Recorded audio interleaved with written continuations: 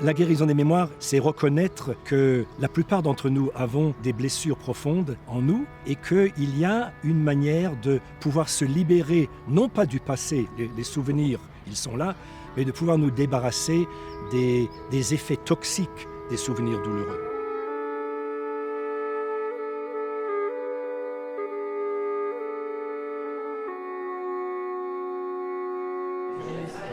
Selon le moment, c'est des choses qui étaient plus sensibles. I'm glad to welcome you to this meeting where you will hear about the work Father Michael Lapsley has done over the years, but also about a workshop that we are organising here in Luxembourg in 3 weeks' time.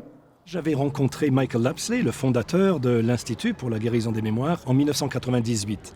Moi, je le voyais à l'époque comme survivant du régime inhumain de l'apartheid en Afrique du Sud, mais aussi comme militant, quelqu'un qui avait, malgré cette grande blessure, pu se remettre debout et qui luttait pour les droits des personnes opprimées à travers le monde. Mais je ne connaissais pas vraiment toute son histoire et tout ce côté de guérison des mémoires.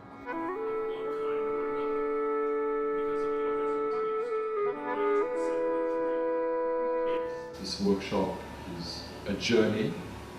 It's a journey that is going to focus not so much on what we think, but on what we feel. 3 months after the release of Nelson Mandela, I received a letter bomb from the apartheid state that blew up my hands and eye, eardrum shattered, many other injuries. So obviously I had my own journey of healing. When I was bombed, there were messages of prayer, love, support, from people of faith, people of goodwill across the world. Christians, Muslims, Jews, Hindus, Buddhists, atheists, communists, everybody. So I was accompanied on my journey of healing, but also what happened to me was acknowledged. Now I came back to South Africa. I've been away for 16 years by now, and I discovered a damaged nation, a nation damaged in our humanity. And unlike me, for millions of South Africans, nobody had accompanied them. Nobody had said to them, what happened to you was wrong. I began to discover a calling to be a healer in the sense of creating spaces where people could tell each other their story.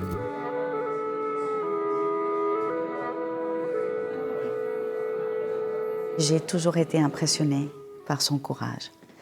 Son travail a fait écho au combat que je mène depuis 25 ans en tant qu'ambassadrice de bonne volonté de l'UNESCO pour soutenir et pour aider les personnes qui ont subi un violent traumatisme à se reconstruire. Le fait de pouvoir exprimer son vécu, d'avoir des personnes à l'écoute permettant ainsi à leur douleur d'être reconnues, c'est un premier pas vers la guérison, je crois.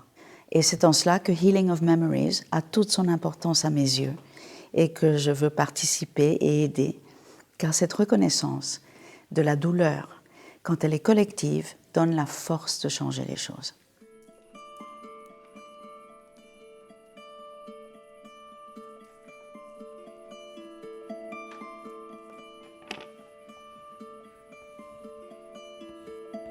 Vu l'état où je me trouvais, j'avais juste pas envie de me lever le lendemain. J'avais pas envie de vivre en fait, et ça m'a permis, je le dis très souvent, de me remettre debout. En sortant de l'atelier, j'avais un sentiment d'avoir partagé le poids que je portais en moi, l'alléger en fait.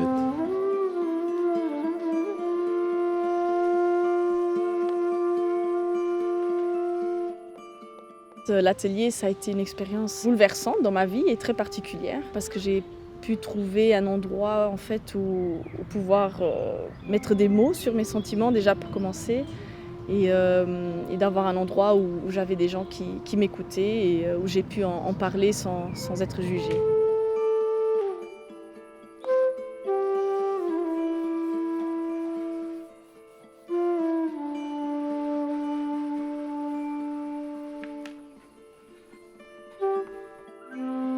Je ne suis pas tout de suite allée dans les ateliers, j'ai pas tout de suite participé. Et pendant longtemps, j'ai pensé que j'avais pas assez besoin de la guérison des mémoires et je voulais laisser la place à des gens pour qui c'était plus nécessaire.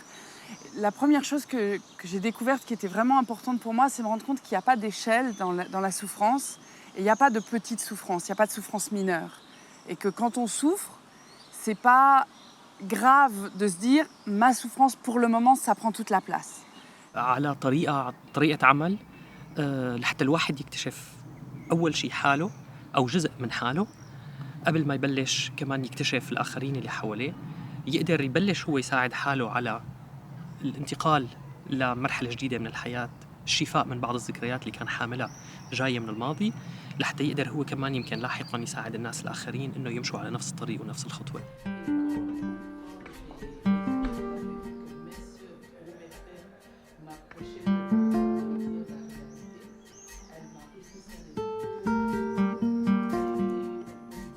I think the best term to describe the work of a facilitator is to be a midwife. The midwife doesn't have the baby. The mother has the baby, but the midwife's job is to make that process as easy as possible. So to be a good facilitator is to be empathetic, to be a good listener, to listen with the heart and not just with the ears. L'une des caractéristiques des ateliers, c'est qu'on est tous sur pied d'égalité, on est tous sur notre chemin de guérison et il n'y a pas un gourou et des gens qui suivent, mais on est tous là pour continuer sur notre chemin de guérison.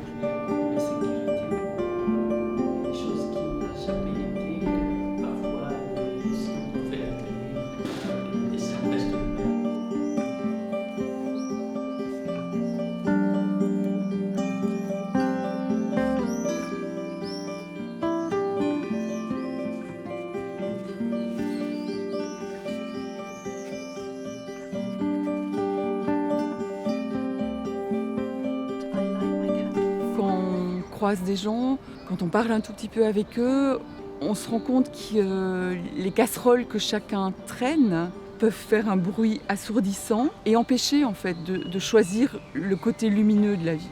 Ce qui me plaît, moi, c'est justement de participer à un processus où on permet aux gens soit d'apprivoiser les casseroles, soit de s'en débarrasser, juste donner une petite chance à ce que la vie puisse continuer à pousser, à germer, etc.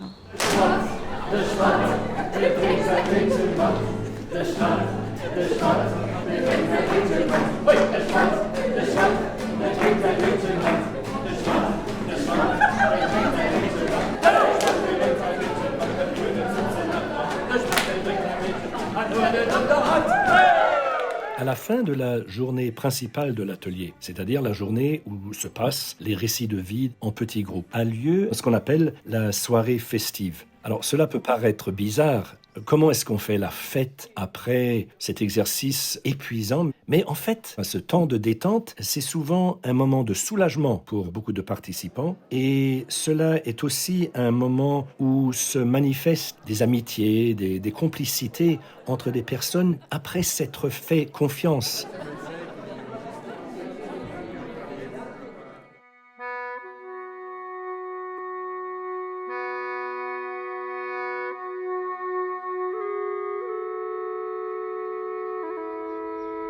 People said, we'll support your work, but of course you can't do healing at memories in Luxembourg because, in Luxembourg we're just a village, everybody knows each other. And I said, so Luxembourg is not part of the human family. They're people from some other planet. So I said, let's try it.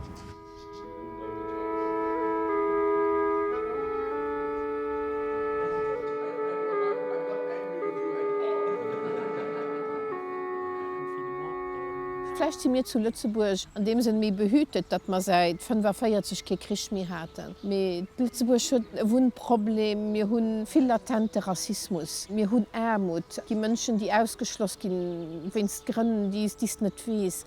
Und ich fand es so wichtig, dass dein Platz ist, wo du dazu kannst.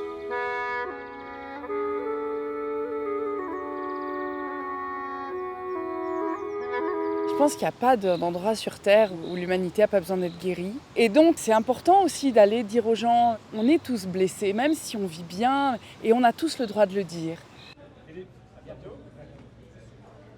Ich fand allgemein d'Oberarbechten vun der persönlicher Memoir, méi auch vun der kultureller Memoir vun enger Bevölkerung immens wichtig, fir dat den kann dat erliefend verschaffen, net just individuelle Plan, méi auch als Communitéit. An dat ass mengge Stadt wat einzigartig ass und der Methode. Over the next 3 years, Father Michael spoke out against the injustices of apartheid and became active in the anti-apartheid movement. It all came to a head. Thank you. I'm now inviting you to speak to your neighbor. I don't know, in the school, are you allowed to speak to each other? Yes. On special occasions. I think some of the most touching experiences in Luxembourg have been in conversations with students. Do you think racism could disappear one day? Yes, but it's up to you.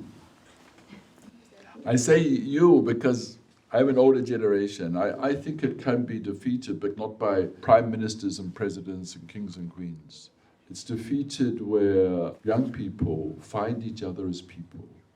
I wanted to say that I'm very impressed how you, after you lost your hands, your sight, part of your hearing, and how after your trauma, you started healing yourself.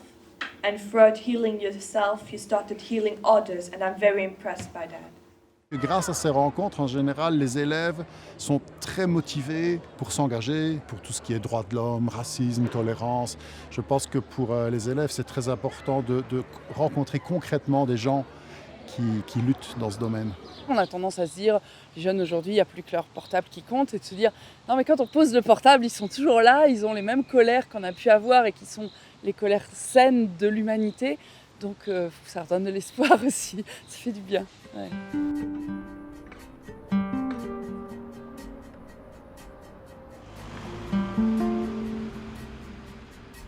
Prison work is particularly important for healing of memories because there's a great deal of evidence that people who do the most terrible things to others, in most cases, not all, but have had terrible things done to them. So before people become perpetrators, they're victims. So healing of memories is how do you break the cycle that turns victims into perpetrators.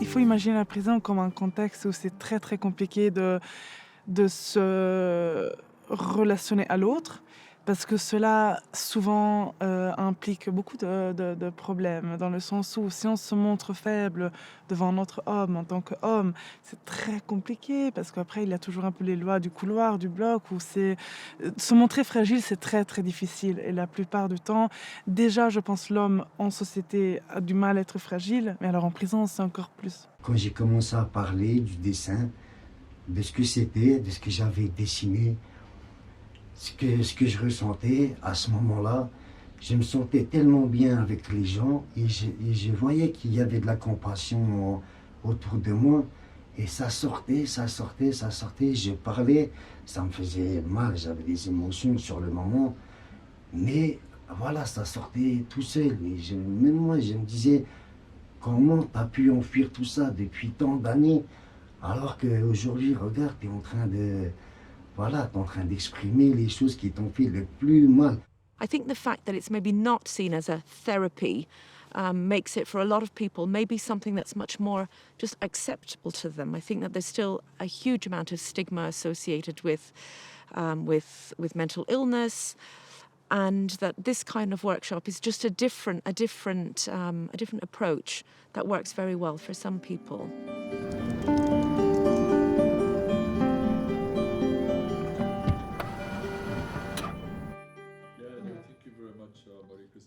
Yeah, it's exciting, thanks to technology, and almost thanks to COVID. Montreal comes to Luxembourg, Luxembourg goes to Montreal today.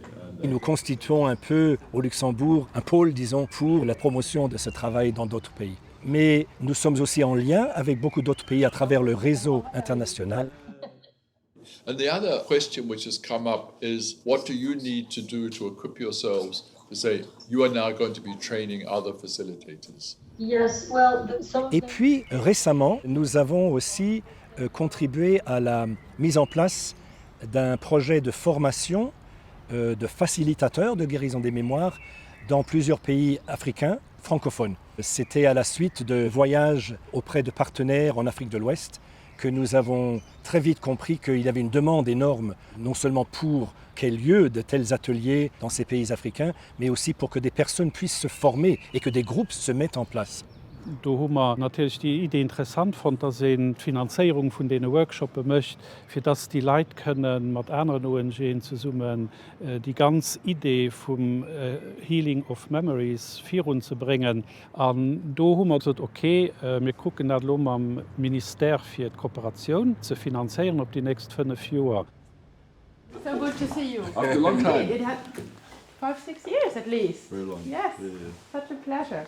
Wir haben dann eng zusätzliche Komponent konnte mat abonnen an dat das déi, dat ma Survivante vu sexueller Gewalt, mat dee mir an den frankophonen afrikanischen Länder schaffen, dat déi können hun dee Workshoppen deelhullen. Dat sie Workshoppe fir Facilitateuren, dat hecht die Leute, die Workshoppe machen, déi ginn dunner zerek an hier Länner a können do Workshoppen an der Methode vun Healing of Memories ubieden, Il s'agit d'accompagner toute personne portant des blessures physiques, psychiques et émotionnelles vers une acceptation, un apaisement et, espérons, une guérison tout en nourrissant cet espoir vraiment qu'un jour ils arrivent, non pas à oublier parce que je pense qu'on est marqué au fer rouge à tout jamais, mais à revivre. Je suis très admirative de ce qu'on a pu faire en peu de temps avec une toute petite structure. Les pionniers de la guérison des mémoires au Luxembourg ont semé des graines qui sont en train de pousser. Et aussi, ce qui est bien, c'est qu'il y a de plus en plus de gens qui nous rejoignent. Il y a les gens qui ont fait des ateliers, qui reviennent et qui veulent participer, qui veulent aider à ce que ça se répande. Parce que quand on a vu le bénéfice, on se dit il faut ça pour l'humanité.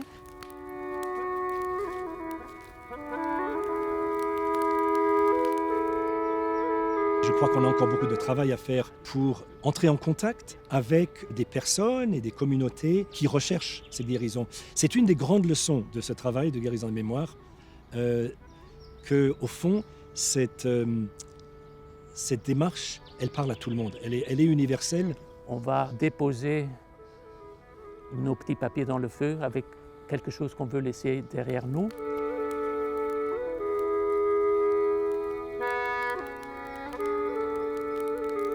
I think the beautiful thing about healing of memories, we're not creating dependence, but it's a model of liberation. And so the greatest rejoicing is when people say, we came to a workshop, and these are the wonderful things that have happened in my life, that people have been able to change the trajectory of their life and no longer be consumed by their victimhood, but take back agency to live their lives as fully, as joyfully as possible.